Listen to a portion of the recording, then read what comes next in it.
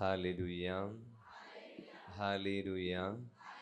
यीशु की जय हो, यीशु की आराधना हो, यीशु की महिमा हो। Hallelujah, hallelujah.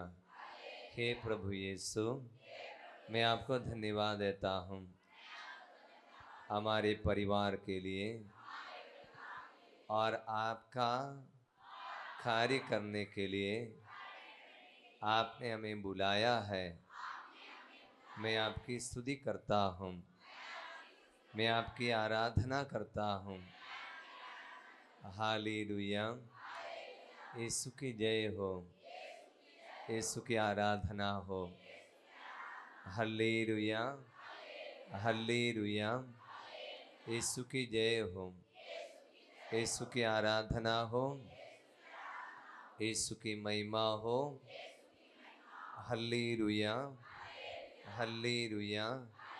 यीशु की जय हो, यीशु की आराधना हो। Hallelujah, hallelujah.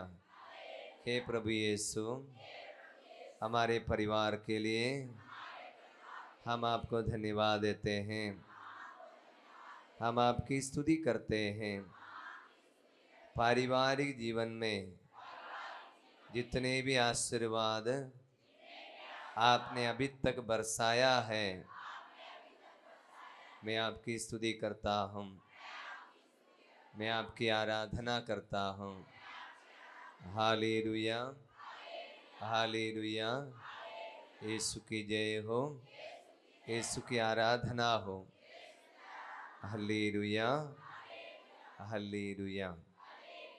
माँ मरी की विशेष मध्यस्थता मांगेंगे। प्रणाम मरिया, कृपा पूर्ण प्रभु तेरे साथ है, धन्य तू स्त्रियों में और धन्य तेरे गर्भ का फल यीशु। हे संत मरिया, परमेश्वर की माँ, प्रार्थना कर हम पापियों के लिए अब और हमारे मरने के समय आम। प्रणाम मरिया, कृपा पूर्ण प्रभु तेरे साथ है, धन्य तू स्त्रियों में और धन्य तेरे गर्भ का फल यीशु। हे संत मरिया, परमेश्वर की माँ, प्रार्थना कर हम पापियों के लिए अब और हमारे मरने के समय आम।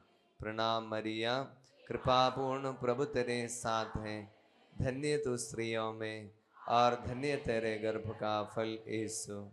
हे संत मरिया, परमेश्वर की माँ, प्रार्थना कर हम पापियों के लिए अब और हमारे मरने के समय आम।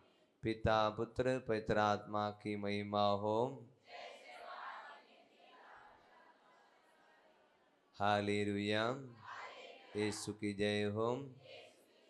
संत मोनिका हमारे लिए प्रार्थना कीजिए। संत अगस्टिन, संत विंसेंट डी पॉल, संत अल्फोंसा, कलकत्ता की संत तेरेसा, स्वर्ग के दूत और संतों,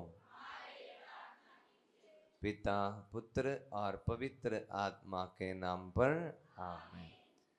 हम लोग बाइबल खोलेंगे। संत पेतरुस का पहला पत्र अध्याय 3 वचन 1 से लेकर। संत पेतरुस का पहला पत्र अध्याय 3 वचन 1 से लेकर। संत पेतरुस अध्याय 3 वचन 1 से लेकर। बैठिए, सब लोग बैठ गए इसलिए आप लोग भी बैठिए। पेतरुस का पहला पत्र अध्याय 3 वचन 1 से लेकर। मैं पढ़ रहा हूँ, आप लोग भी मेरे साथ पढ़ सकते हैं। हम लोग पढ़ेंगे पढ़ेंगे तो रेडी। पत्नियों, आप अपने पतियों के अधीन रहे, यदि उनमें कुछ व्यक्ति अब तक सुसमाचार स्वीकार नहीं करते तो आपका श्रद्धापूर्ण तथा पवित्र जीवन देखकर शब्दों के कारण नहीं बल्कि अपनी पत्नियों के आचरण के कारण विश्वास की ओर आकर्षित हो जाएंगे। आप लोगों का श्रृंगार बाहरी केश प्रसादन स्वर्ण आभूषण तथा सुंदर वस्त्र नहीं हो, वह हृदय के अभ्यंतर का विनम्र तथा शांत स्वभाव का अनश्वर अलंकरण हो, जो ईश्वर की दृष्टि में महत्व रखता है। प्राचीन काल में ईश्वर पर भरोसा रखने वाली तथा अपने पतियों के अधीन रहने वाली पवित्र स्त्रियां इसी तरह अपना श्रृंगार करती थी। उदाहरण के लिए सारा इब्राहिम का आज्ञा पालन करती और उन्हें स्वामी कहकर पुकारती थी। जब आप भलाई करती रहेगी, किसी आशंका से नहीं घबराएगी, तो आप उनकी सुपुत्रियां सिद्ध होगी। प्रभु की वाणी है। बोलिए हालेलुया, हालेलुया, यीशु की जय हो। हम कुछ छोटी छोटी बातें समझने के लिए हम लोग कोशिश करेंगे। हम लोग सब पाप स्वीकार संस्कार ग्रहण करके थोड़ा बहुत पवित्र हो गया है क्या? नहीं हुआ है? थोड़ा आत्मविश्वास है? आत्मविश्वास है? आत्मविश्वास नहीं होना चाहिए, प्रभु पर विश्वास होना चाहिए। तो आत्मविश्वास आ गया तो बड़ा प्रॉब्लम है।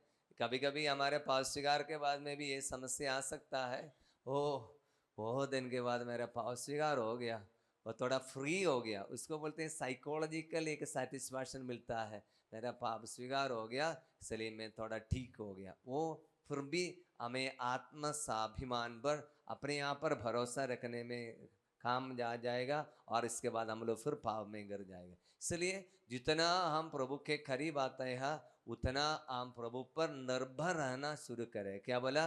किसके पर? प्रभु पर निर्भर रहना हम सीखेंगे। बोलिए हालेलुया, जोर से बोलिए हालेलुया। इसलिए आप सब लोग पारिवारिक जीवन बिताने वाले लोग, कितना आप में से कोई है क्या शादीशुदे है लेकिन बच्चा नहीं है? इससे कोई है तो हाथ उठाइए।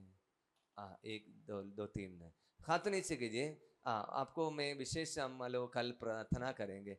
बहुत सारे लोग सोचते हैं संत मोनिका किसका स्वर्गीय मध्यस्थ है?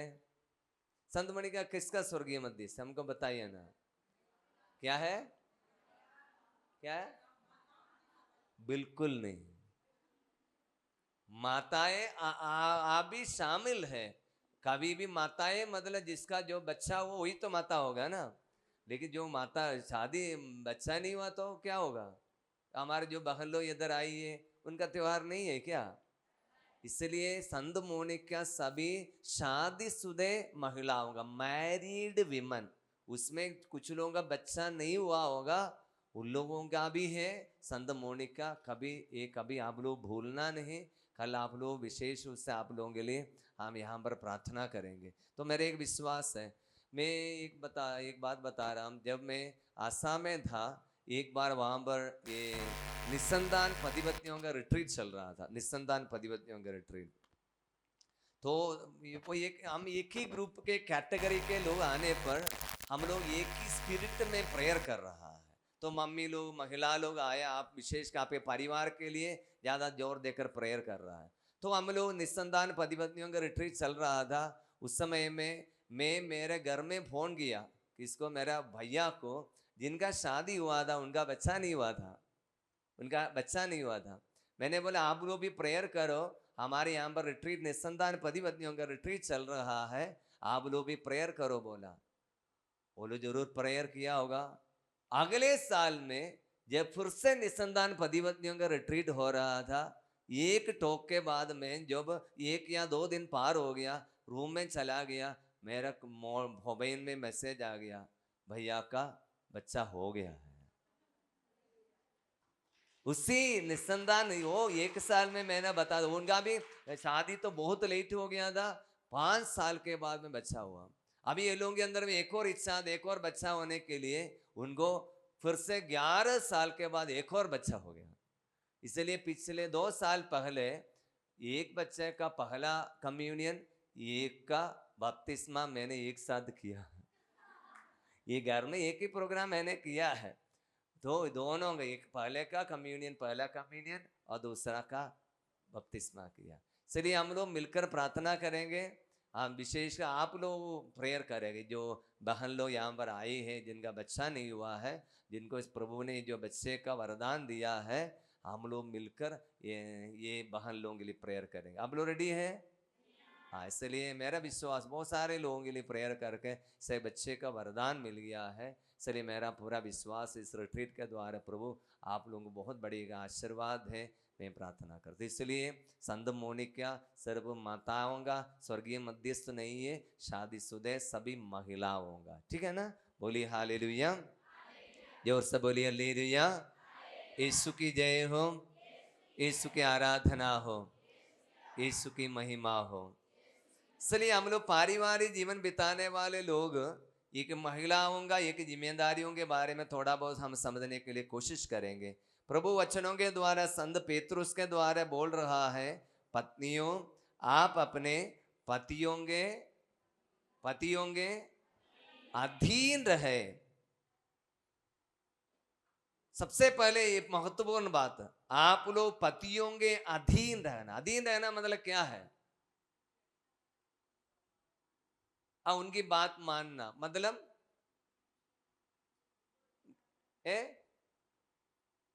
उनकी मतलब घर का मालिक कौन है आप बताओ? घर का मालिक प्रभु है, उसके बाद आप दोनों में से बड़ा कौन है? पूरा बोलने में तकलीफ हो रहा है, अभी वो नहीं है फिर भी बोलने में तकलीफ है, तो घर में जाकर कैसे क्या बोलेगा? इसलिए बाइबल का नियम को पालन करना बहुत जरूरी है। शायद आप लोगों को पुराने समय में ये बात समझने के लिए आसान होगा शायद, लेकिन आप आजकल बोलने में बोलेगा शायद, फादर आप बात कर रहा है, मेरा पति तो पूरा पी पी के पीने वाला आदमी है और उसके अधीन रहना मतलब क्या है? नहीं, बाइबल में एक एक वचन जो लिखा है उसको हमको समझने के लिए कोशिश करना है। मैं उदाहरण के लिए मेरी मम्मी की बात मैं बताऊंगा। मेरा पापा भी शुरू शुरू में काफी साल पीने वाला था, लेकिन मेरी मम्मी की अधीनता, वो कभी पापा की जो आवाज के ऊपर कभी बात नहीं करता था। आजकल मेरी मम्मी बात कर रही, बोल रही है, पापा चला गया इसलिए मैं मुंह खोल रहा हूं। चला गया, अभी मैं मुंह खोल रहा हूं, मुंह तक नहीं खोलती थी। कभी कभी पिटाई भी मिलता था, मुझे याद है हमको कभी कभी पापे पीने के बाद में पिटाई करते थे। एक दिन पापा मम्मी हम दो बच्चे बाहर, घर के बाहर खड़े थे। मेरे मन में विचार आया, ये मम्मी हम लोगों को उठाकर क्यों मायके क्यों नहीं ले जा रहे हैं? सच में मेरे मन में विचार आ गया। लेकिन उस समय में ये मम्मी कभी नहीं सोचा है ये घर, अपने घर जाने के लिए। एक बार छोड़ दिया मतलब पूरा छोड़ा था। अभी आजकल मेरी बात आपको बोलने में समझने में थोड़ा तकलीफ होगा, क्योंकि आप कमाने वाली होगा शायद, आपके पास नौकरी भी होगा शायद, आपका पास अभी बैंक अकाउंट भी होगा। पहले बैंक अकाउंट नहीं था, अभी सरकार द्वारा आपको जबरदस्त से खुलवाया भी है, खुलवाओ तुमको भी हम पैसा कुछ दे देंगे। ऐसे कॉन्टेस्ट में वचन को हमको कठिन लगेगा, लेकिन ऐसे पारिवारिक जीवन बिताने वाले लोग हैं, आज भी पति के अधीन रहने वाले लोग हैं। आप विश्वास नहीं करेगा कितना उनका अच्छा सुंदर जीवन है। कुछ बातचीत में कंफ्यूजन हो सकता है, नहीं कुछ अलग अलग विचारधाराएं आ सकता है, लेकिन आखिरी बात नहीं, ठीक है मेरी बात है, आप जो बोले ठीक है हम करेंगे। एक समर्पण है, पारिवारिक जीवन एक बहुत बड़ा समर्पण है। यदि संत मोनिका संत बन गया तो एक बहुत बड़ा समर्पण है।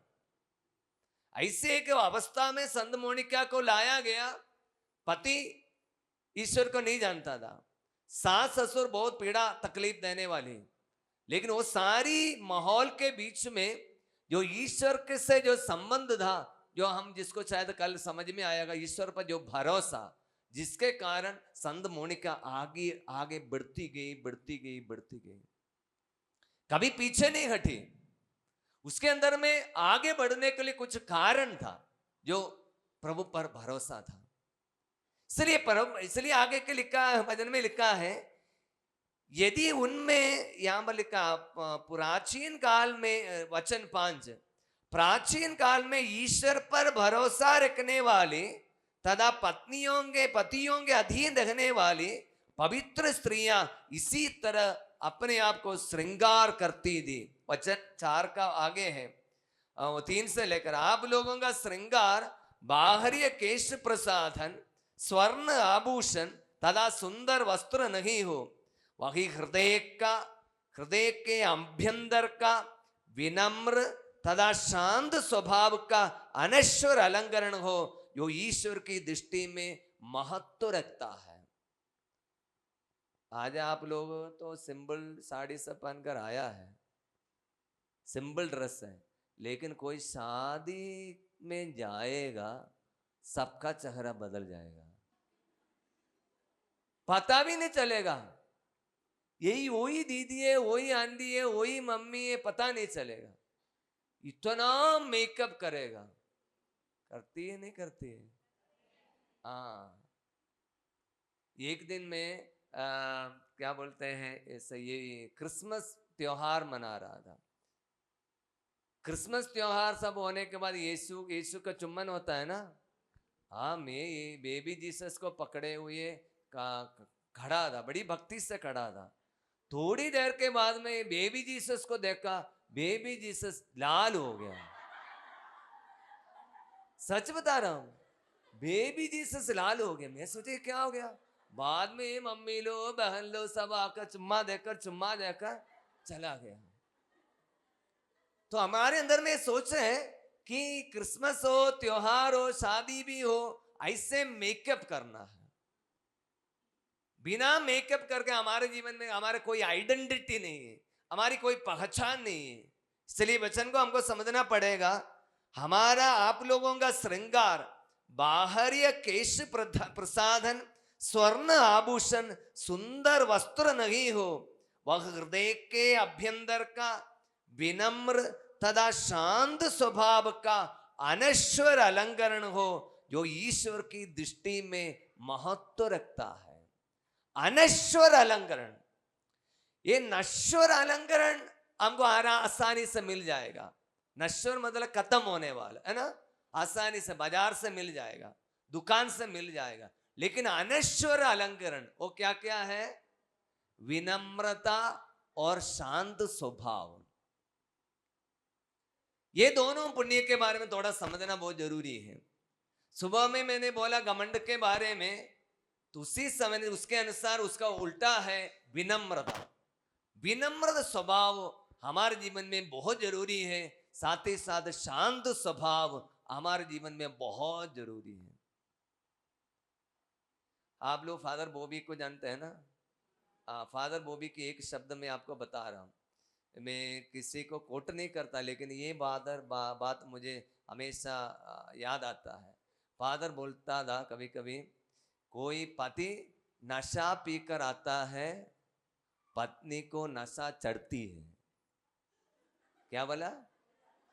पति नशा पीकर आने पर किसको नशा चढ़ती है? कैसे कैसे है?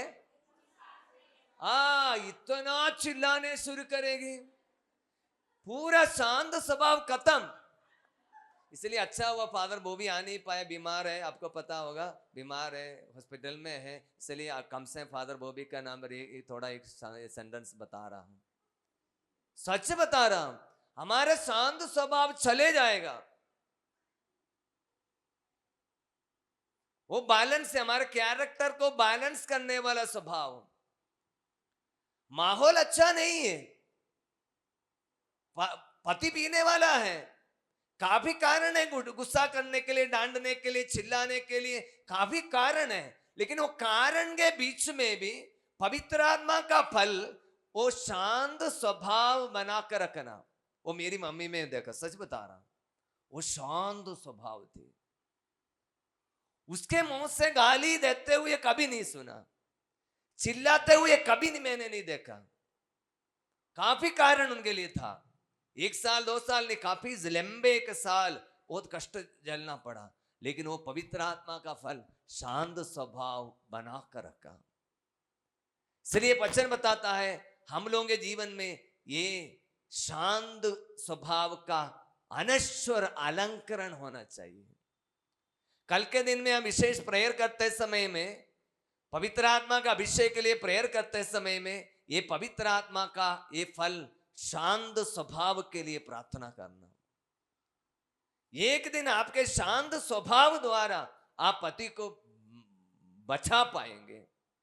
इसलिए पारिवारिक जीवन का एक बहुत बड़ा एक महत्व मकसद यही है, अविश्वासी पत्नी अविश्वासी पति विश्वासी पत्नी द्वारा बचाना। आप उसको बचाना है, आपका काम है, आपके हाथ में इसलिए दिया।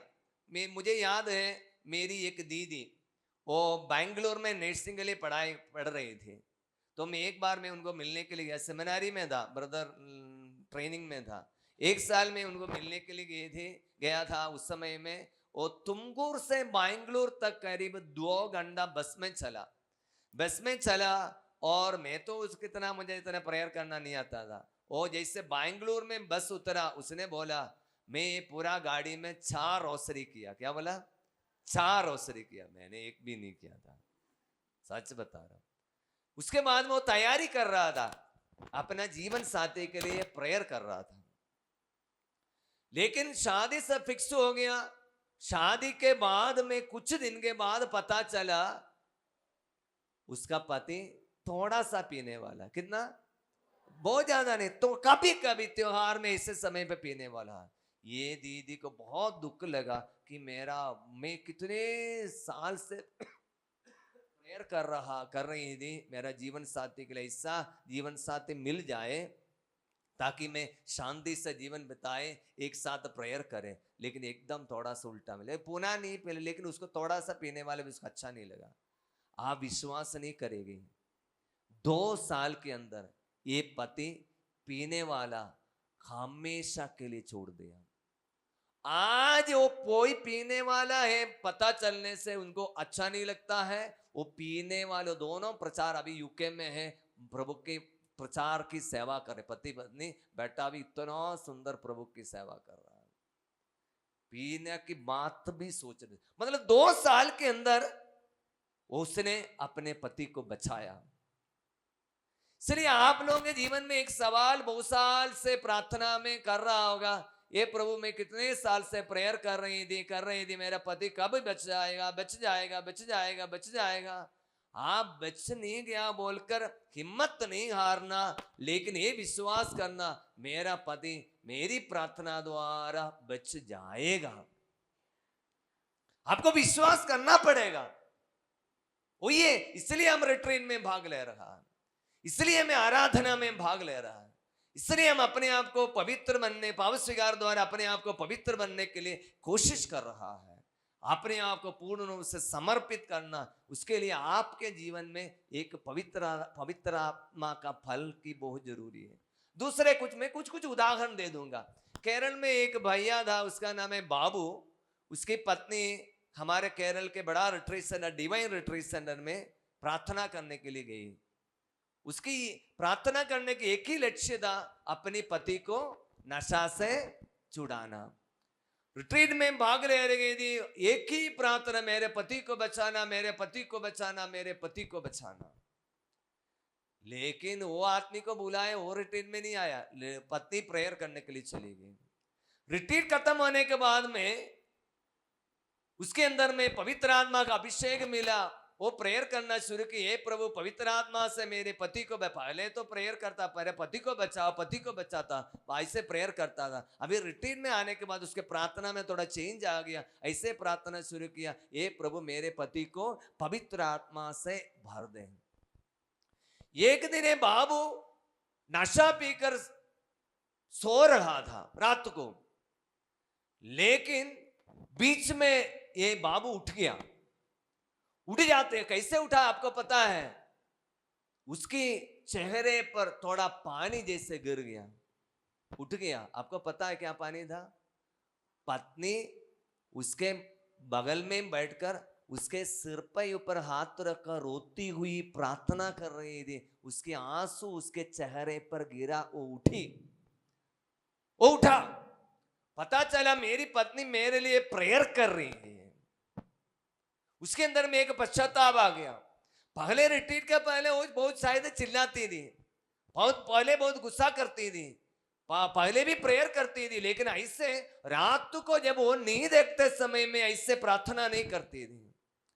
अगले दिन में थोड़ा पश्चाताप आ गया। अगले दिन में वो बोतल ले लिया, पानी पीने के लिए ले लिया, लेकिन ग्लास में डाल रहा था। ग्लास में डालते समय में ये हाथ फिसलना शुरू हो गया, वो गिर गया, टूट गया। अभी अलमारे में एक और बोतल रखा था, उसकी भी निकाला डालने के लिए, वो भी फिसल गया, टूट गया। अभी थोड़ा सा एक बोतल का थोड़ा सा, भाई सच्ची कहानी मैं आपको बता रहा, थोड़ा सा बाकी था, उसको भी डालना शुरू कर दिया, लेकिन हाथ तो फिसलना शुरू हो गया, वो टूट गया। तब उसके अंदर में पश्चाताप आ गया। इतने साल से उसको बताया रिट्रीट में जाने के लिए, कभी भी वो सोचा नहीं था, लेकिन जीवन में पहली बार उसने अपने पत्नी को बोला, हमको अभी रिट्रीट के लिए जाना है। वो रिट्रीट के लिए चले गए। एक ही रिट्रीट में उन्होंने नशा पीने के लिए हमेशा के लिए बंद कर दिया। आज दुनिया भर में घूमकर वचन सुनाने वाले एक भाई है, इसका नाम है बाबू। क्या है? देखो, पहले भी वो प्रेयर करती थी, ले रिट्रीट में जाने पर प्रेस की प्रेयर की रवैया चेंज कर दिया, अलग ढंग से प्रेयर कर दिया।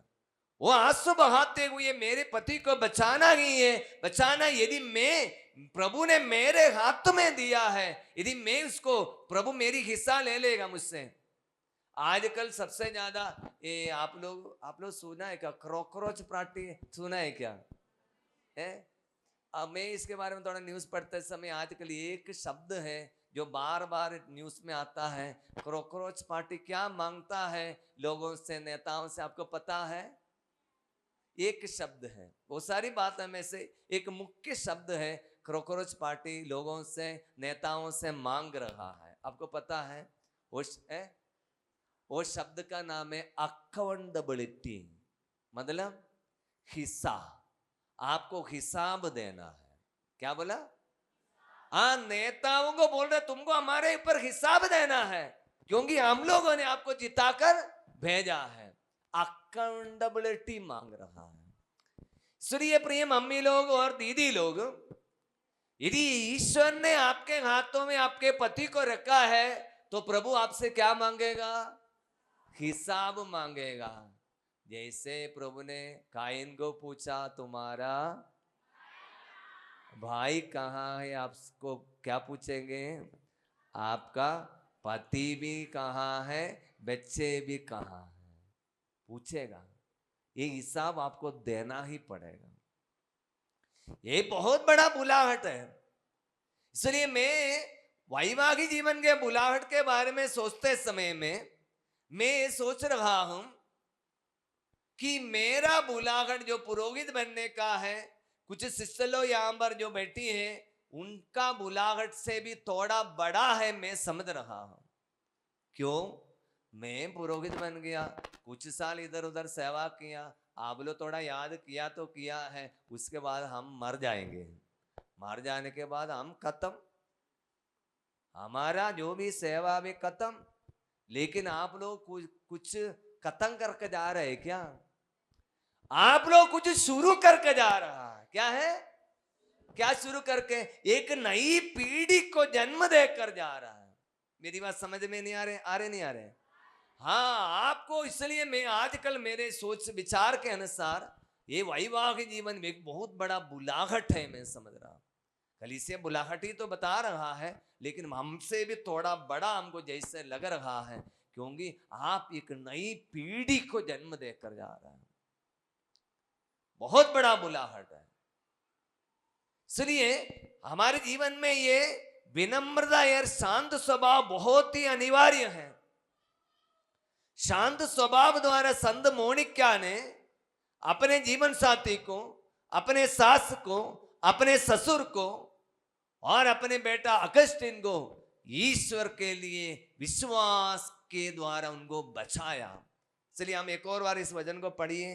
वचन एक, पत्नियों आप अपने पतियों के अधीन रहे, यदि उनमें कुछ व्यक्ति अब तक सुसमाचार स्वीकार नहीं करते तो आपका श्रद्धापूर्ण तथा पवित्र जीवन देखकर शब्दों के कारण नहीं बल्कि अपनी पत्नियों के आचरण के कारण विश्वास की ओर आकर्षित हो जाएंगे।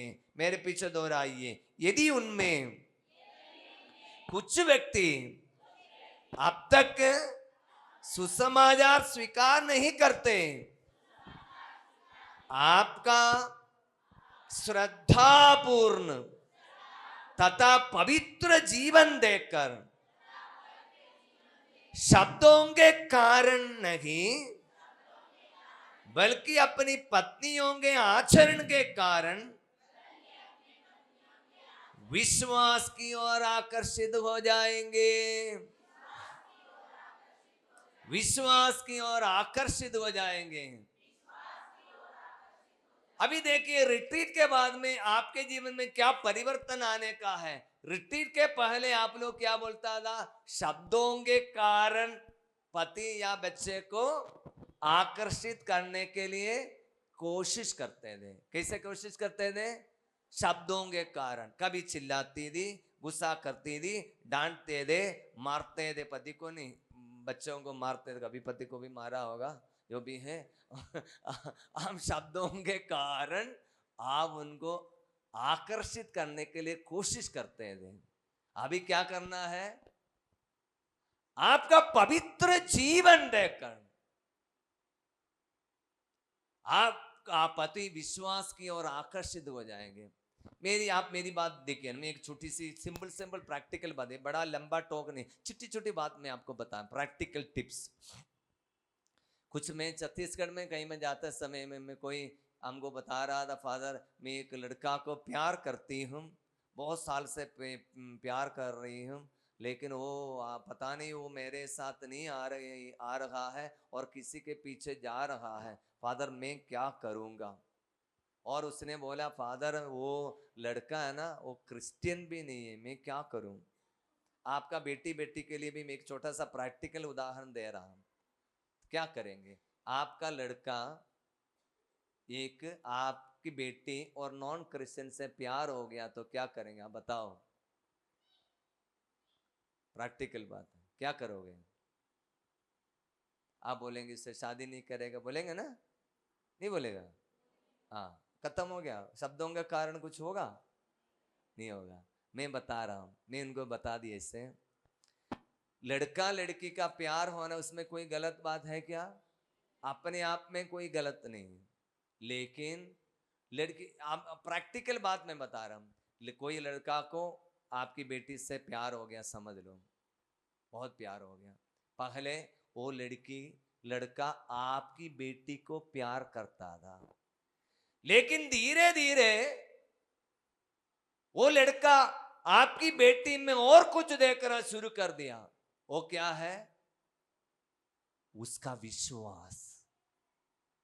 पहले में नॉर्मल बात करती थी, अभी आपकी बेटी बोल रही है नहीं मेरा विश्वास बड़ा है, और आपकी बेटी आपके विश्वास के अनुसार जीवन बिताने के लिए पूरा कोशिश कर रही है।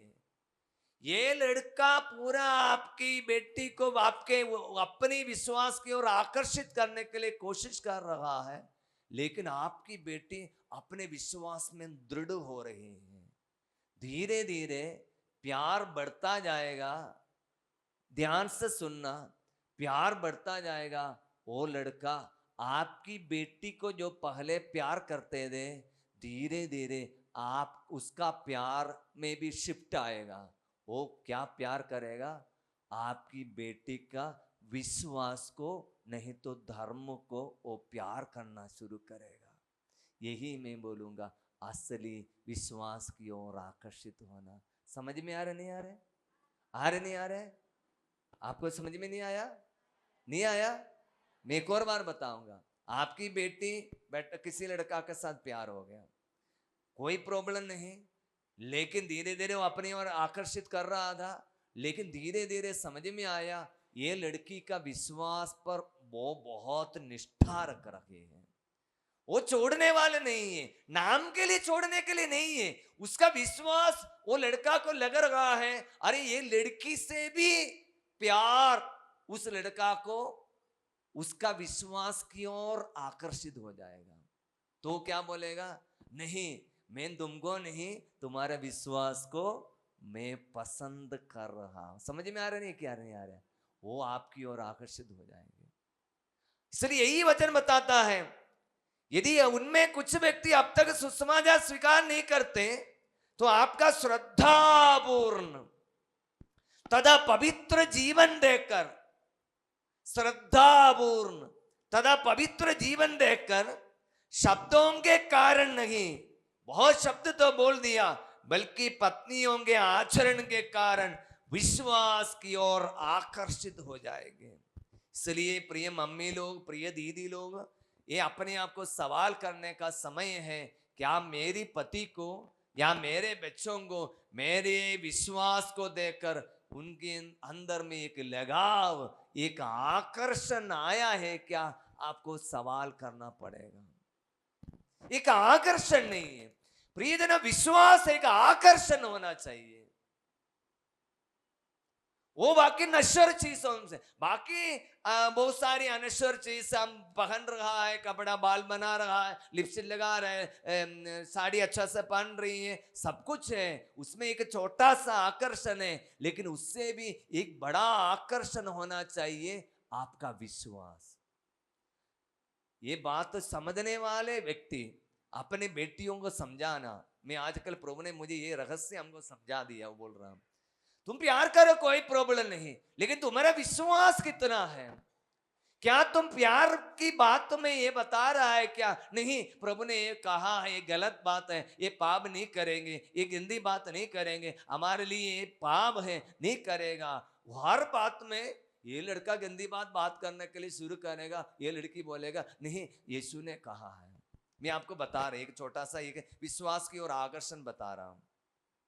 मैंने आज सुबह में एक बेटी का मृत्यु के बारे में बोला ना, छत्तीसगढ़ का, तो उनको चाहिए तो केस कर सकता था, क्योंकि उसका हॉस्पिटल से कुछ गलती हुआ है, केस करने से वो पूरा हॉस्पिटल ही बंद हो जाएगा और ये लोग सब जेल में सब जाएगा। तो ये बेटा पूरे परिवार एक पवित्र परिवार है, और एक बनिया के दुकान में ये लोग इसके लिए कपड़ा खरीदने के लिए गया, और कैसे कपड़ा चाहता था? मैंने बोला जैसे बेटी का विवाहोत्सव, जैसे विवाह का कपड़ा पहनने के लिए खरीदने के लिए गया, तो एक ही दुकान खुला था, तो कैसे किसका डेथ हो गया ऐसे से पूछ रहा था, हमारा ही बेटी का है, कैसे हो गया ऐसे बता दिया। तुरंत वो दुकान वाले ने बोला आप लोग केस क्यों नहीं किया है? वो केस करना चाहिए। तुरंत इन्होंने क्या जवाब दिया पता है ना? हम वी आर क्रिश्चियन, हम लोग ईसाई हैं और यीशु ने हमको सिखाया है क्षमा करने के लिए, यीशु ने हमको सिखाया है क्षमा करने के लिए। तो वो लड़का बोला, वो दुकान वाला बोला सही है, हम लोग ईसाई के बारे में सुना है, यीशु हमेशा, ईसाई लोग हमेशा क्षमा के बारे में थोड़ा जोर देता है, ये आदमी ने बताया।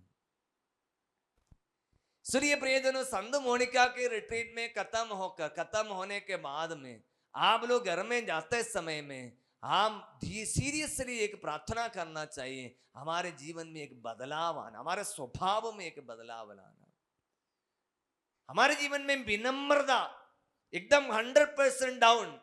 ये विनम्रता सीखना है तो फिलिपियों के पत्र अध्याय 2 में यीशु के विनम्रता के बारे में संत पौलुस लिख रखा है। यीशु की विनम्रता क्या था? वो ईश्वर थे और ईश्वर की बराबरी कर सकता था, और उन्होंने दीनहीन बनकर, मनुष्य बनकर मनुष्यों के समान बन गया। फिलिपियों के पत्र अध्याय 2 में, चाहिए तो आप लोगों के लिए थोड़ा सा खोल कर दे देंगे। फिलिपियों के पत्र आप लोगों को मालूम है, इसलिए मैं ये जो कुछ लोगों को मालूम, इसलिए मैं फिर खोलना नहीं चाहता था। फिलिपियों के पत्र अध्याय 2 वचन 5 से लेकर आप लोग अपने मनोभावों को ईसा मसीह के मनोभाव के अनुसार बना ले। वह वास्तव में ईश्वर थे, उनको पूरा अधिकार था कि वो ईश्वर की बराबरी करे, फिर भी उन्होंने दास का रूप धारण कर तथा मनुष्यों के समान बनकर अपने आप को दीनहीन बनाया। वो वास्तव में ईश्वर थे और ईश्वर की बराबरी कर सकता था। इधर देखिए ना, मैं यीशु के रूपा, यीशु के मनुष्य बनने का इंग्लिश में हम बोलते हैं मनुष्य, इनकारनेशन के बारे में मनन करते हैं, कहीं पहुंच नहीं पा रहा हूं। ईश्वर मतलब कौन है, ईश्वर का स्वभाव क्या है? ईश्वर का स्वभाव क्या है?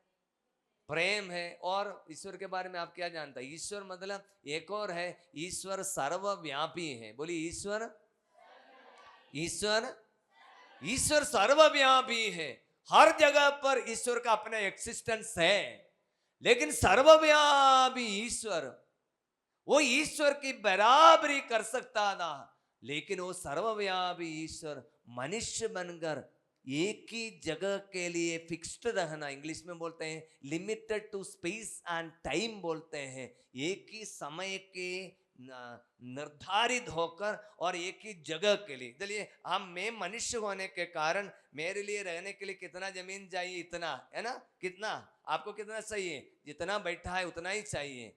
यीशु ईश्वर होते हुए भी मनुष्य बनकर हम लोगों के समान बन गया। मनन करने के बाद पहुंच नहीं पा रहा यीशु की मनोभाव, विनम्रता। इसलिए हमारे जीवन में भी है, हमको सोच सकता है, कुछ कर सकता, पति को चिल्ला सकता है क्योंकि वो पीने वाला है, बच्चों को चिल्ला सकता है, वो करने वाला है। तो हम बराबरी बनने के लिए काफी कारण ढूंढेगा। मुझे चिल्लाने का कारण है, गुस्सा करने का कारण है, वो पीने वाला है, पैसा बर्बाद करता है, ये ऐसा करता है, वैसा करता है, बहुत सारे कारण ढूंढ सकता है। लेकिन बाइबल में विनम्रता सीखने के लिए हमको बता रहा है यीशु वास्तव में ईश्वर थे, उनको पूरा अधिकार था, वो ईश्वर की बराबरी करे, फिर भी उन्होंने दास का रूप धारण कर मनुष्यों के समान बनकर अपने आप को दीनहीन बनाया, अपने आप को छोटा बनाया। ये छोटा बनना आसान नहीं है। जब हमारे अंदर में बुद्धि से सोचने से बड़ा बनने के लिए हम पूरा कोशिश करने वाले व्यक्ति छोटा बनकर रहना आसान नहीं है।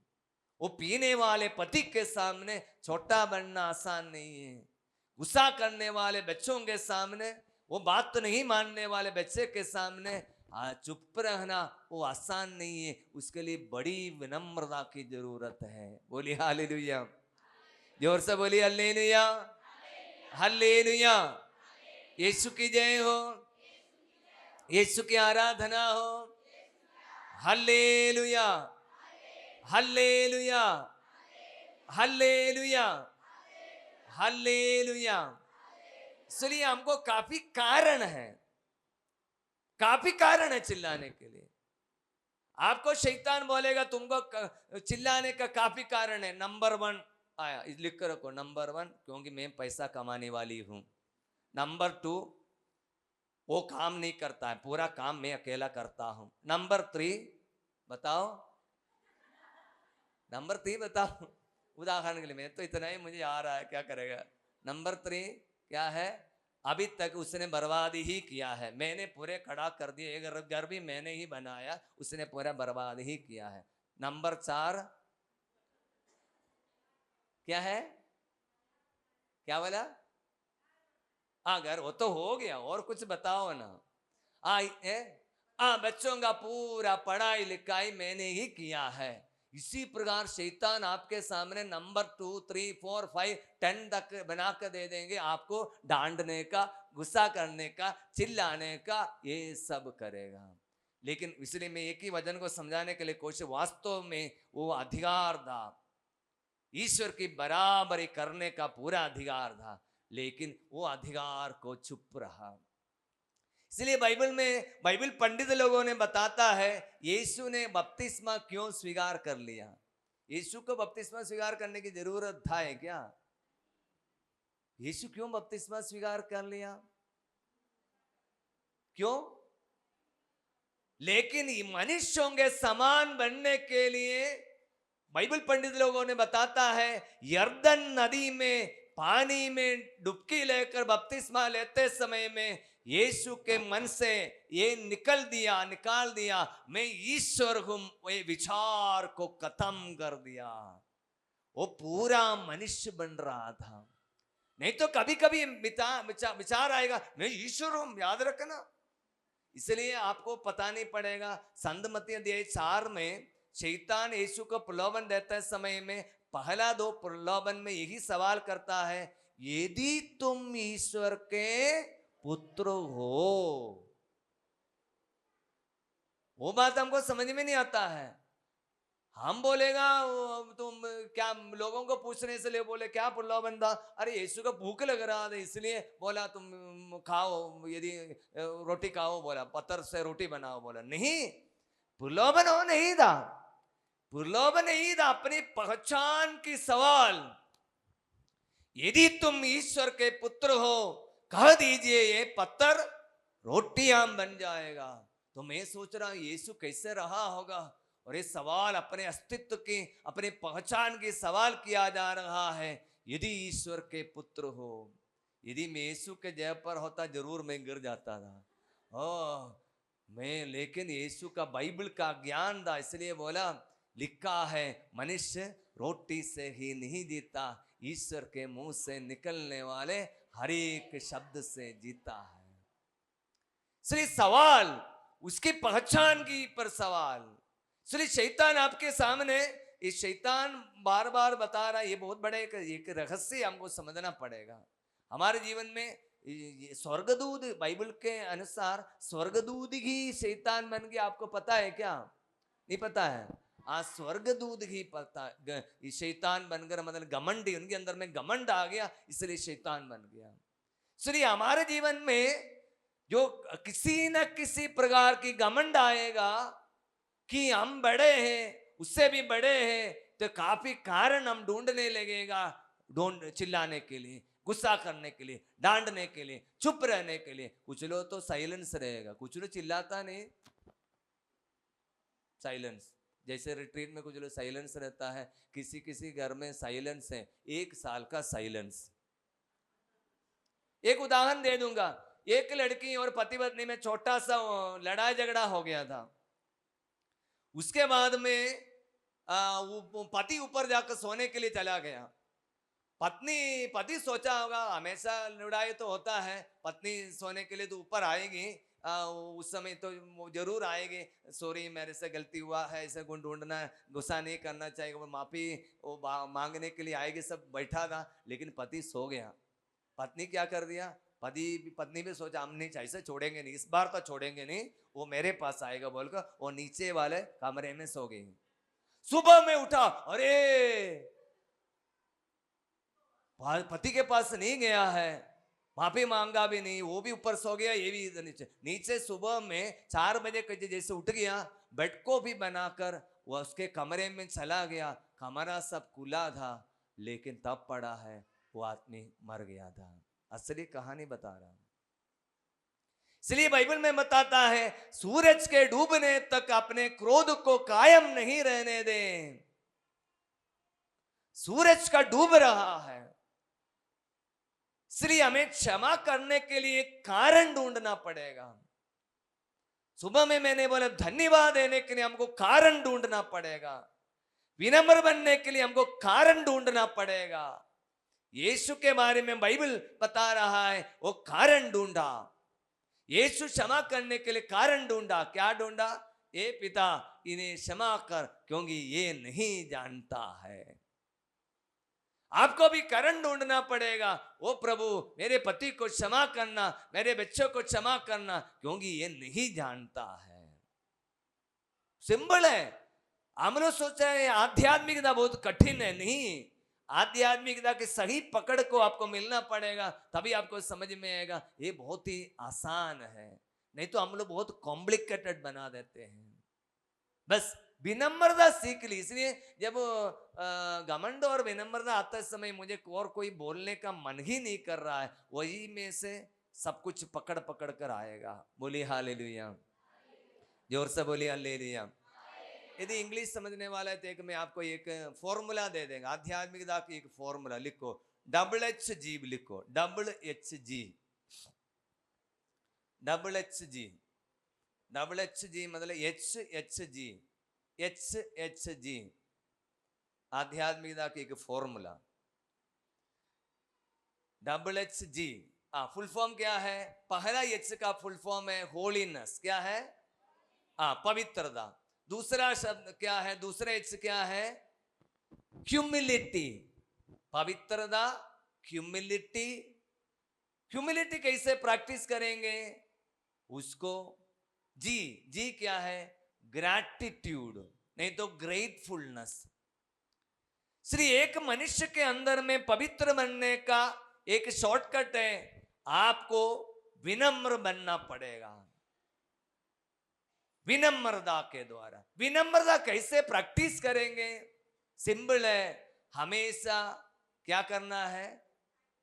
ग्रेटफुल रहना। ग्रेटफुल रहना मतलब हमेशा कृतज्ञ रहना। बोलो कृतज्ञ रहना। कृतज्ञता सुना है नहीं सुना है? कृतज्ञ रहना, मनुष्यों के प्रति कृतज्ञता, ईश्वर के प्रति कृतज्ञता रहना। सिंपल सिंपल प्रैक्टिकल बात बता दूंगा आपको। पति को गुस्सा करने के लिए, बच्चों के साथ डांटने के लिए आपके लिए काफी कारण, आप 10 लिखा है ना, याद है? 10 लिखा है ना। अभी दूसरा एक कारण बता दूंगा, उसको क्षमा करने के लिए कारण। आप दूसरा कारण दिखाना, उस आदमी का कम से कम एक गुण ढूंढो, एक नहीं तो 2 गुण ढूंढो, नहीं तो 3 गुण ढूंढो, उसको लिख कर रखो। डेली उसके लिए धन्यवाद है ना, डरे इसके अंदर में इतना गुण है, बाकी सब तो पूरे दुनिया वाले सब बाकी 10 तो बोल रहा है, लेकिन मैं इसके अंदर में एक गुण देख रहा हूं। वो गुण के लिए मैंने प्रभु को धन्यवाद दिया। आपको मैं रिट्रीट में हमेशा होमवर्क देता हूं, अभी टाइम नहीं है, फिर भी एक होमवर्क मैं आपको बताऊंगा। सोने से पहले एक किताब लेकर, एक कॉपी किताब है ना, कॉपी में एक पेज में आपका पति का कम से 4-5 गुण लिखिए। होगा नहीं होगा? होगा नहीं होगा? सोने से पहले कम से कम 10 गुण लिखो, और उसके बाद बच्चा है तो बच्चे के लिए भी लिखो, कहीं ना कहीं कुछ गुण होगा। कोई कोई हमको पूछता है, फादर आप ऐसे लोगों के कुछ कुछ गलत लोग है, कैसे एडजस्ट करता है? हमको लोग बोला आप कैसे ऐसे लोगों से एडजस्ट करते हैं। मैंने बोला आप लोग उसकी कमी देखा, मैं उसके अंदर 2-3 गुण देख लिया। बोला आप हजारों अवगुण देखा होगा, लेकिन 1-2 गुण मैं देख लिया, उसी पर पकड़ कर जा रहा मैं जीने के लिए। इसलिए आज सोने से पहले, मैं कल सुबह में जब भी आएगा आपको मिलने के लिए होमवर्क देखेगा, ठीक है? बहुत स्ट्रिक्ट होगा मेरा रिट्रीट। रेडी? सोने से पहले 10 गुण आपका पति का है, कम से कम चला गया तो भी लिखो, उस समय तो लिखा नहीं था, कम से कम अभी लिखो। कितना अच्छा था। अब लोग तो गुण बोलते हैं, बोलते नहीं बोलते हैं? कब बोलते हैं? बर्थडे के दिन में बोलेगा और मरने के दिन में भी बोलेगा, का बाद में कभी नहीं बोलेगा। जिस दिन मर गया है, अरे पति अच्छा था, साथ में होने से कितना अच्छा था, वही पूरा घर का काम करता था, मैं तो काम तो नहीं किया, कपड़ा भी धोकर देता था। हम गुण ढूंढ रहा, जिस दिन मर गया चला गया। जब जिंदे रहते समय में कुछ गुण ढूंढो। इसलिए मैं आपसे आग्रह करूंगा, आज बैठकर कुछ अपने पति का गुण ढूंढो, सोने से पहले उसके लिए धन्यवाद दे दो। आप उधर घर में रिट्रीट के बाद वो चले जाएगा, आप वापस आएंगे, हमेशा पूछता होगा, ओ आ गई, रिट्रीट सब हो गया, ऐसे शायद पूछेगा, लेकिन इस बार आपको वेलकम करके आपको चाय भी बना कर दे देगा, ऐसे लग रहा मुझे। बोलिए हालेलुया, जोर से बोलिए हालेलुया। यीशु की जय हो। यीशु की आराधना हो। हल्लेलुया, हल्लेलुया, यीशु की जय हो, यीशु की आराधना हो। ठीक है, हम वापस आएंगे पेतरुस का पहला पत्र में वापस आएंगे। वचन 5, प्राचीन काल में ईश्वर पर भरोसा रखने वाली तथा पत्नियों के अधीन रहने वाली पवित्र स्त्रियां इसी तरह अपना श्रृंगार करती थी। उदाहरण के लिए सारा इब्राहिम का आज्ञा पालन करती, उन्हें स्वामी कहकर पुकारती थी। ये बात वचन में 100% सही है। हमारे आपके इधर में पति को क्या बुलाते हैं आप लोग? ओ, ये बच्चा का मम्मी, मम्मी नहीं पप्पा, ऐसे बोलते हैं ना। इसका क्या बोलते हैं? मुझे नाम अभी याद नहीं आ रहा है। कोई ना कोई बच्चा का पप्पा, नहीं तो वो ये ई सब बोलते हैं। आप लोग क्या बुलाते हैं हमको बताइए ना। है पतिवर महादेव है, ऐसे बुलाते हैं क्या? है हाँ, देखो मैंने जो बोला एकदम सही बोल रहा है। हमारे उधर में कुछ लोग है ना, बड़े आदर के साथ बुलाता है। ओ भैया, मतलब पति का नाम के साथ में हमारे उधर में थोड़ा सा आदर देने वाला 2-3 शब्द है, उसके साथ बुलाता है। थोड़ा जैसे हम लोग भैया लोगों को बुलाता है ना, ये भैया को एक टाइटल है और उसी के अनुसार वो नाम लेकर बड़े आदर के साथ बुलाते हैं। और पुराने समय में ये बाइबल के अनुसार अपने जीवन साथी को स्वामी कहकर पुकारता था। पति को पत्नी स्वामी का बड़ा बड़ा आदर देता था, क्योंकि आदर के पात्र है। इसलिए बाइबल में उसको, बाइबल में एक जगह पर लिखा है वो आदम को आदर देना है। क्यों? ईश्वर ने पहले आदम को ही बनाया। बाइबल में एक जगह पर, मैं इसका रेफरेंस नहीं मिल रहा, ईश्वर ने पहले किसको बनाया? आदम को ही बनाया, इसलिए उसको पहले आदर देना चाहिए, बाइबल बता रहा है। बोलिए हालेलुया, जोर से बोलिए हालेलुया। यीशु की जय हो, यीशु की आराधना हो। Hallelujah, hallelujah. प्राचीन काल में ईश्वर पर भरोसा रखने वाली तथा पत्नियों के अधीन रहने वाली पवित्र स्त्रियां इसी तरह अपना श्रृंगार करती थी। देखो आज हम श्रृंगार करते उसी प्रकार नहीं, बड़े आदर का एक शब्द ढूंढकर उनके प्रति आदर प्रकट करता था। आदर प्रकट करना मन में होने से काफी नहीं, प्रकट करना है आदर। वो आदर के योग्य है। जैसे कलीसिया का शीर्ष कौन है? कलीसिया का शीर्ष कौन है? यीशु कलीसिया का शीर्ष है। उसी प्रकार एक परिवार का शीर्ष है पुरुष, उसके लिए आदर देना है। क्योंकि ये सिंपल बात नहीं, जिस परिवार में पति के प्रति आदर है उस परिवार को देखते हुए मैं बता रहा हूं, वो परिवार स्वर्ग है। इसलिए परिवार हमारे ऊपर है, स्वर्ग बनाना है नहीं तो नरक भी बना सकता है। दोनों परिवारों को मैं देखा, स्वर्ग भी बना सकता है, नरक भी बना सकता है। बोलिए हालेलुया, जोर से बोलिए हालेलुया। यीशु की जय हो, यीशु की आराधना हो। Hallelujah, hallelujah. दूसरी एक सिंपल बात मैं आपको बता दूंगा। आप लोग काफी इधर जो बैठे हैं बुजुर्ग लोग हैं, आपकी बेटा बेटी का शादी हो गया है क्या? कितने लोगों का बेटा बेटी का शादी हो गया? हाथ उठाइए। काफी लोगों का शादी भी हो गया, एकदम फ्री होकर बैठा है। ठीक, हाथ नीचे कीजिए। यदि किसी का शादी, बेटा या बेटी का शादी नहीं हुआ है तो आपके लिए एक छोटा सा प्रेयर मैं दे दूंगा।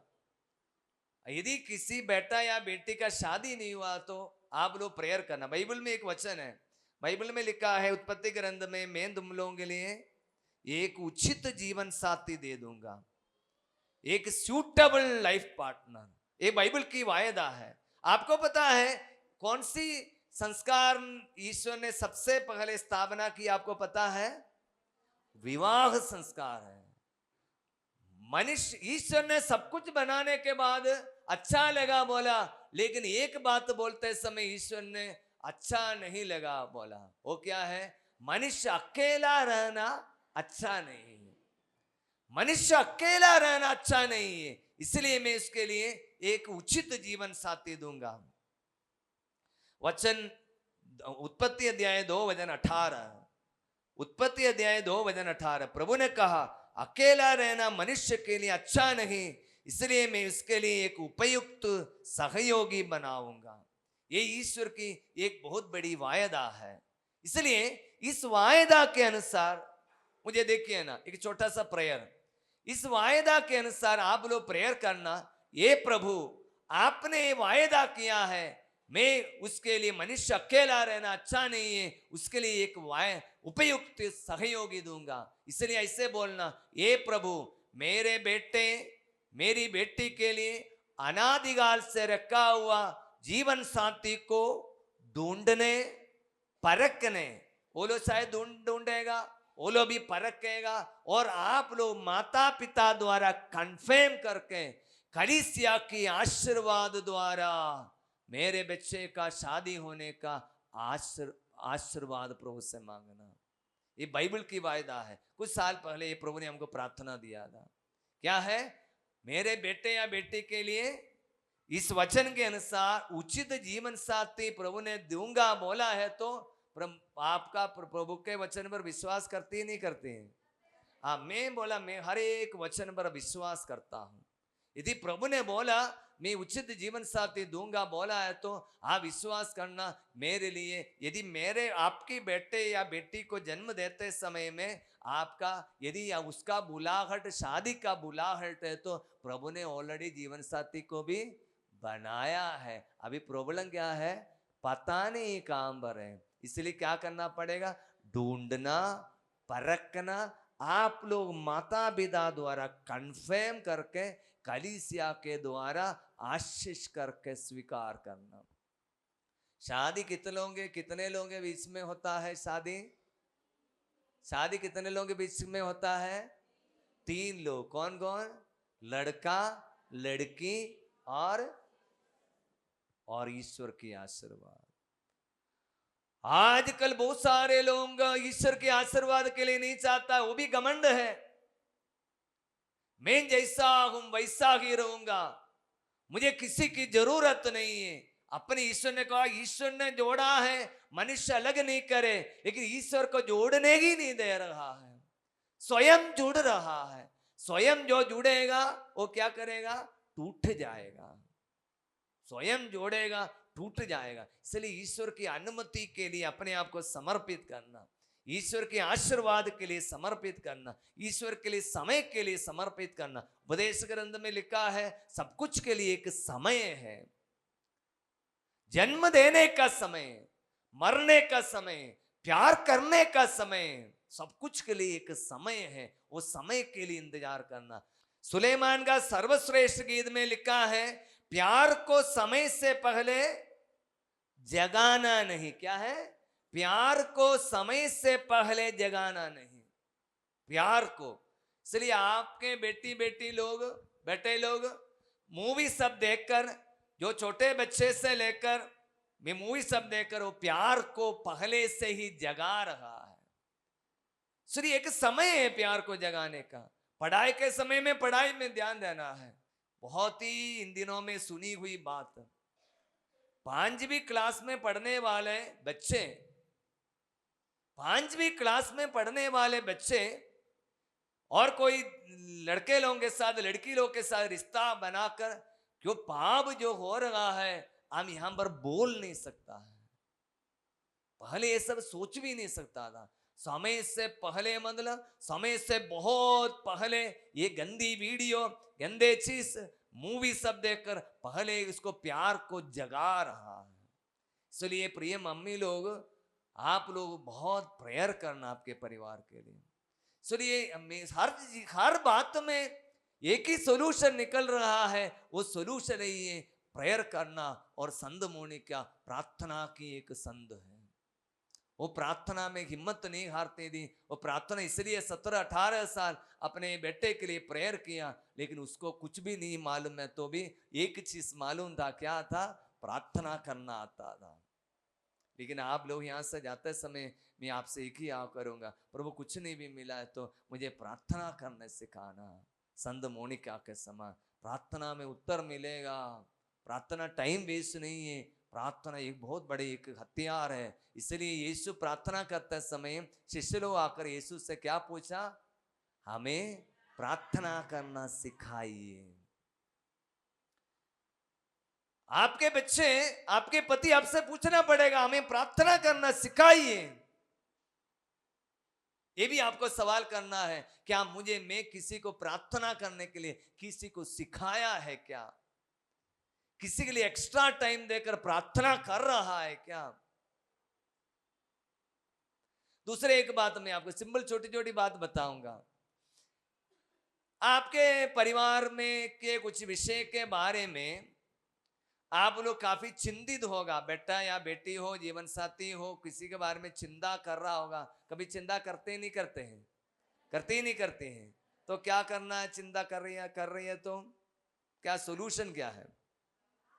प्रार्थना करेगा। कैसे? अभी सवाल है, कैसे प्रार्थना करेगा?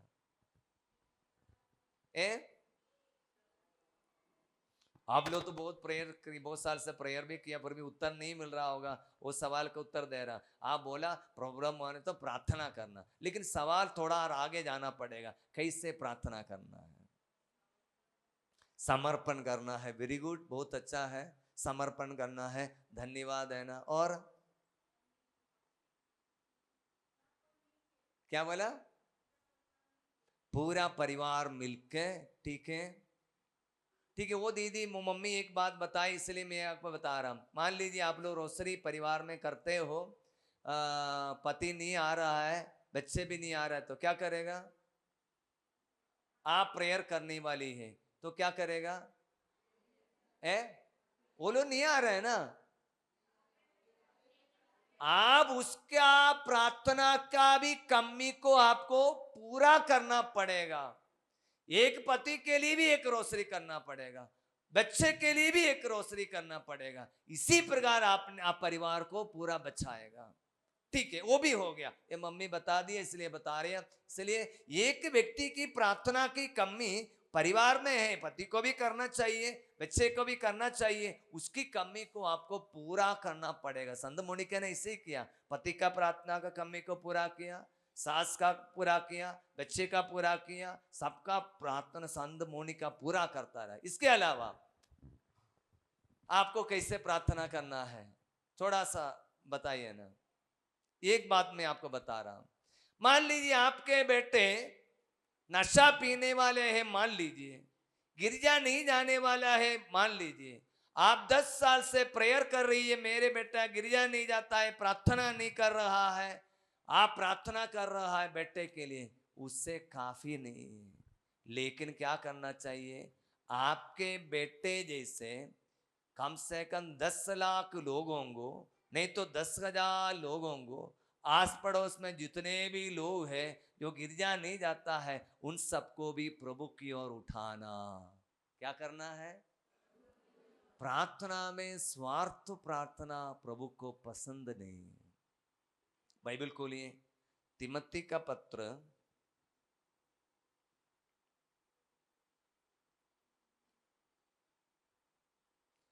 तिमोथी का पत्र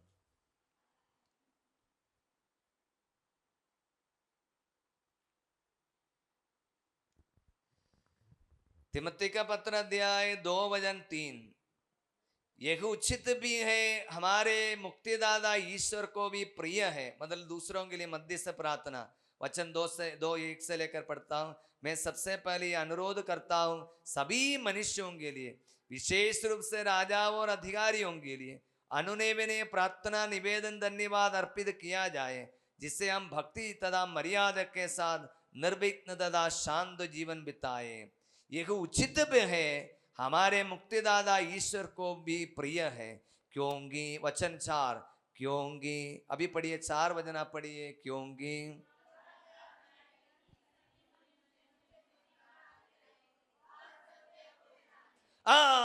सभी मनुष्य मुक्ति प्राप्त करे और सत्य को जाने। कौन चाहता है?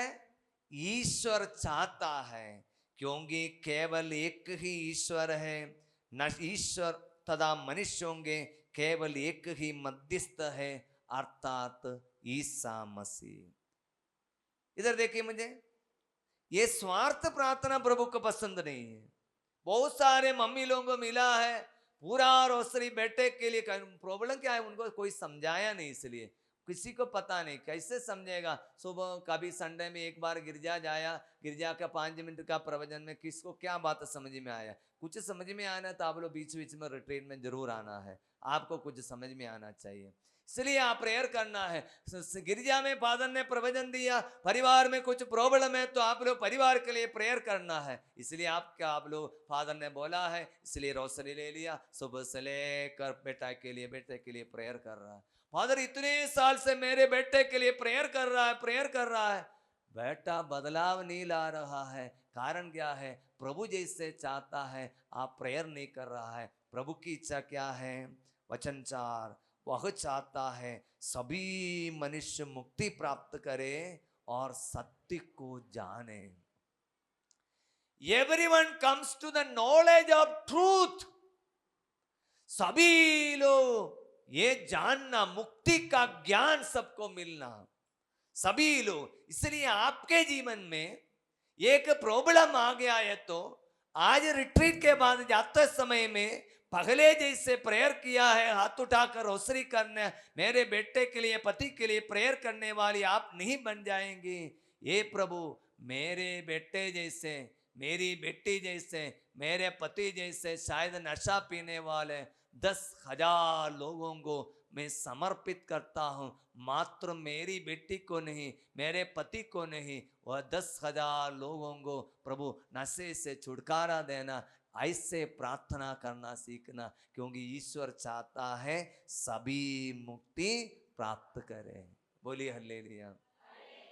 ऐसे कोई प्रार्थना करने वाला है तो हाथ उठाइए। आपका प्रॉब्लम के साथ आप ऐसे 10,000 लोगों को जोड़ देता है, हमसे इतने तो लोग है, बड़ी बात है। हाथ नहीं, ये सीखना। ये प्रार्थना कौन सिखाए आपको पता है? आप लोग कभी सुना है क्या? रांझी के वाले लोग सुना होगा, फादर मैथ्यू नाइक्याम्बरम्बिल सुना है क्या? ओ हमारा विंसेंशन पुरोहित, जो बड़ा रांझी में हजारों लोगों के लिए वचन, उनकी एक बड़ा ईश्वर ने दिया बड़ा प्रार्थना के एक स्टाइल है। आपको सिरदर्द है, मेरा सर दर्द बोलना नहीं, जिसका इतने भी सिर दर्द हो रहा है 10 लाख लोगों को प्रभु में समर्पित करता हूँ। उसके एक रहस्य है उसके पीछे, वही ये आप प्रेयर कर, सिर दर्द वाला सब लोगों को शैतान इससे पकड़ कर रखा है, लेकिन एक आदमी सिर दर्द से रहने वाला सबके लिए प्रेयर कर रहा है, तो शैतान क्या सोचेगा? अरे ये प्रेयर करके सबको, ये चेन में बंधा हुआ है शैतान, समझ लेना, चेन से ये प्रेयर करके सबको निकाल देंगे, शैतान को पता चलेगा, इसलिए क्या करेगा शैतान? सबसे पहले ठीक है तुम निकल जाओ, कम से कम तुम बच जाएगा तो चुप रहेगा, लेकिन निकलने पर भी चुप नहीं रहना। ये रहस्य फादर ने हमको सिखाया, बहुत साल पहले सिखाया बात। मैं आपको, आपके प्रॉब्लम में ये बात बहुत सारे लोगों को नहीं पता है, परिवारों में नहीं मालूम, यहाँ तक सिस्टर लोगों को तक भी नहीं मालूम है। अभी भी कुछ कुछ छोटा छोटा प्रेयर करके हुए बैठा है, ये नहीं, सच बता रहा हूं, ये रहस्य हमको समझना पड़ेगा।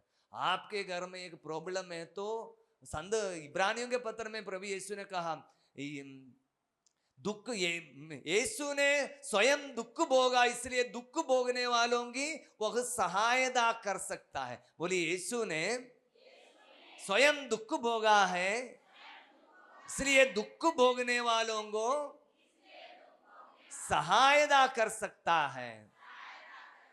इसलिए मैं आपको बता दूंगा, आपके परिवार में दुख है तो आप धन्य हैं, क्योंकि आपको एक मध्यस्थक प्रभु बना रहा है।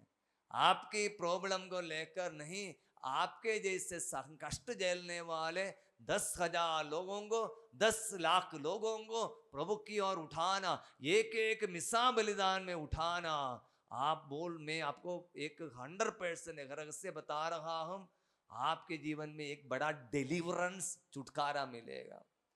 कितने साल से प्रेयर कर रहा, प्रभु बच्चा नहीं, बच्चा नहीं, बच्चा नहीं, बच्चा नहीं बोलकर दुखी होकर घूम रहा है, आज से लेकर आपकी प्रार्थना को जो बाउंड्री को तोड़कर बड़ा मध्यस्थ बनना, संत मोनिका के समान जिसके भी जितने भी निसंतान पति पत्नी हैं उनके लिए आशीर्वाद है ना। बोलिए हालेलुया, जोर से बोलिए हालेलुया। यीशु की जय हो, यीशु की आराधना हो। Hallelujah, hallelujah. आप ये संतों का काम क्या है आप बताओ। आज पवित्र आत्मा मुझे एक बात समझा रहा है। संत लोग क्या करता है हमको बताओ। ए ए संत लोग क्या करता है? अभी क्या कर रहा है? अभी सो रहा है। हमारे लिए आप उनका नाम लेते समय में वो संत आपके लिए प्रार्थना मतलब मध्यस्थ प्रार्थना करेगा। इसलिए संत मोनिका आज आप उनका नाम लेते समय आपके लिए प्रेयर कर रही हैं तो जिंदगी भर संत मोनिका संत मोनिका संत मोनिका बोलते रहेंगे क्या? नहीं, आपको भी इस दुनिया में एक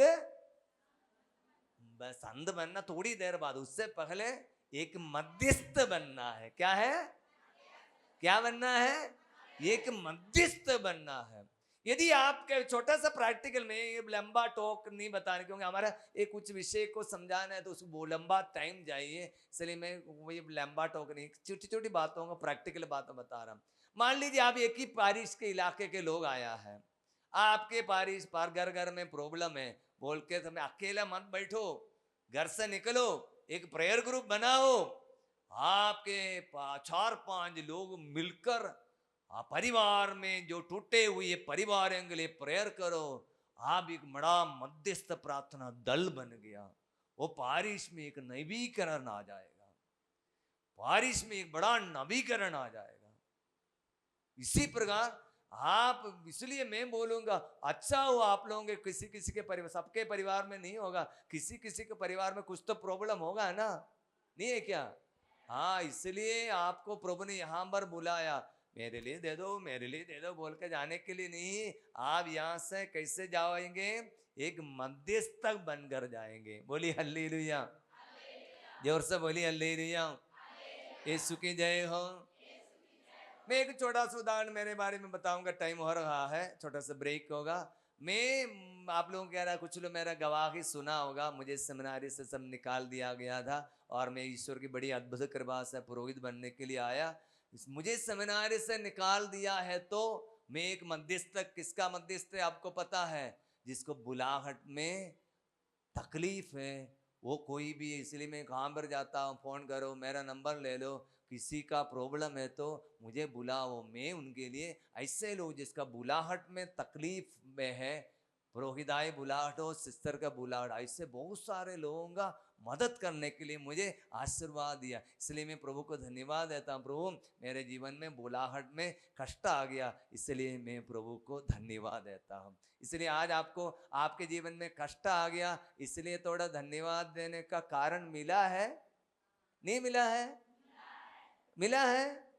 प्रभु का वचन आपके जीवन में पूरा हो रहा है। क्या है? आप हर समय प्रसन्न रहो, निरंतर प्रार्थना करो और आगे सभी बातों के लिए ईश्वर को धन्यवाद दो। क्या है? अभी समझ में आया कैसे सभी बातों के लिए धन्यवाद देना? कौन सा वचन है? थिस्सलुनीकियों का पहला पत्र अध्याय 5 वचन 16, 17, 18। बोलिए हालेलुया। यीशु की जय हो, यीशु की आराधना हो।